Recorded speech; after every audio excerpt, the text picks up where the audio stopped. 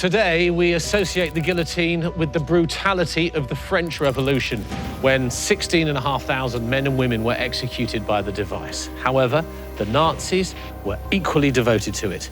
They are thought to have beheaded almost as many victims during their 12 years in power, some of which were killed here at Plötzensee prison in Berlin.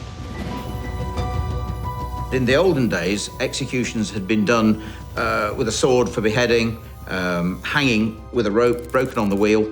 But in 1853, the Germans took on the guillotine, which of course had been in France since the 1790s.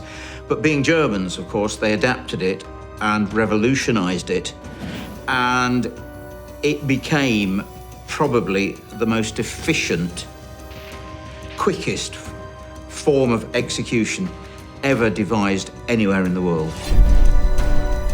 With any dictatorship, the most important thing is fear, and not fear necessarily the dictator, but fear of the people around you. The most destabilizing factor, and the thing that all of these dictators do, is they make you feel that you can't rely on each other, that someone's always out to get you, that the people closest to you, and in fact, that's what ends up happening. There's so many executions because, I can say something in, I don't know, in the heat of the moment that I think what Hitler's doing is wrong, but if I've said it and you've heard it and you point at me, well, then that's all it takes.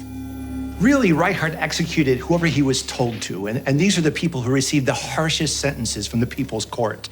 Political dissidents, those who were suspected of anti-war protest, those who were speaking out on the radio about the government. It's really anyone that stood in the way of the Third Reich doing what they wanted to do. That's who he was killing.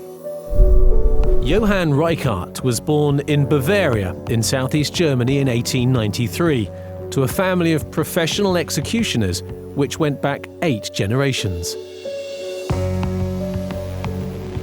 His own career started in 1924 and went right up to the end of World War II as the premier executioner for the Nazis. He travelled across the country, taking his guillotine with him, dressed formally in a dark top hat and jacket with white gloves. It's reported that he executed over 3,000 people in total, most of them during the war period of 1939 to 1945.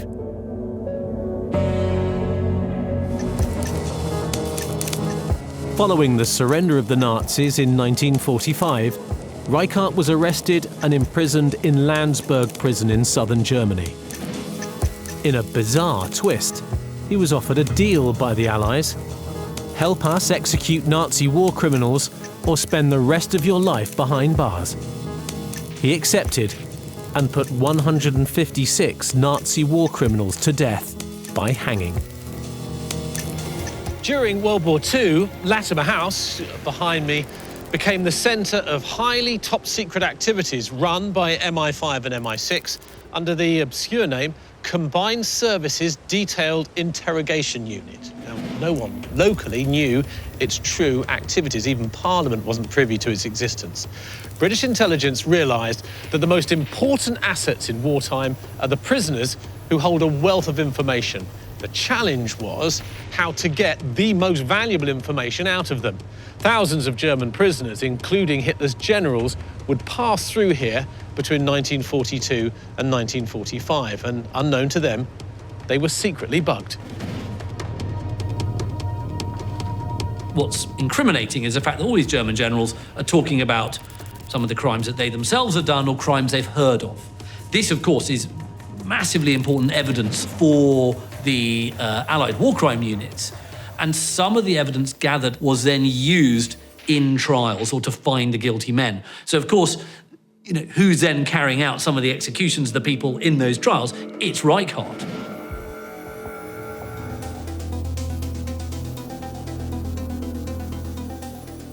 How important was the intelligence that the whole operation gathered?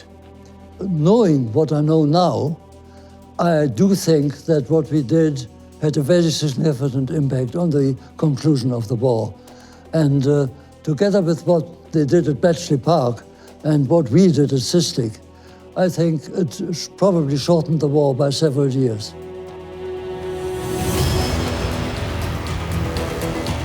It's incredible to think that information gleaned from the spying on top Nazi generals in this building helped to convict many others of war crimes. Ironically, convictions that led some to be hung by Johann Reichhart himself back in Germany.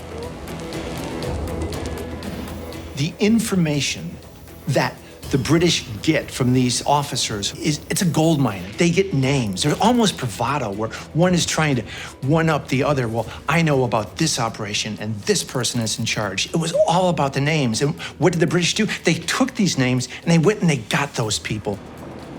We know Reichhart executed 3,000 people, and he basically showed no remorse. The only remorse he ever showed was when the Allies got him to execute his own. And then he became troubled. Did he feel for these people? Or was his job to actually hang the people that he believed in, that had been his bosses, the Nazis? He was a highly efficient bringer of death. It has to take a very unique kind of person that can go home at night after being surrounded by that much pain and fear and misery, and be able to sleep and eat and get up the next morning and do the same again.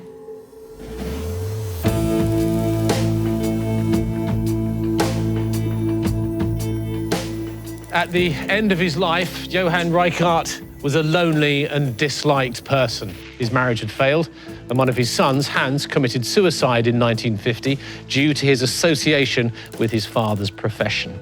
And he seems to have had something of a conversion in his old age, when in 1963 there were public demands for the reintroduction of the death penalty in West Germany.